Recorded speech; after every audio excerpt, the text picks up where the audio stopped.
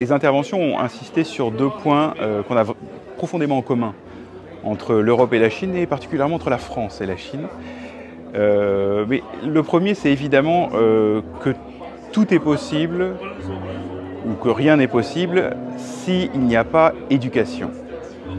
Ce que les Grecs appelaient la paideia, et paideia, ça vient de paides en grec, qui veut dire les enfants. Dans cette idée-là, et après c'est devenu cultura en latin, c'est-à-dire vraiment la culture, comment on croit, on se développe. Et il y a vraiment cette idée première qu'il n'y a pas d'être humain de façon native, ou nativement parlant. Un être humain, ça devient humain. Et il faut être très précautionneux sur le devenir humain de l'homme. Et au fond, c'est ça la civilisation. Mais toutes les civilisations ne se sont pas pensées sur le mode de d'abord l'éducation. Donc ça, c'est très important.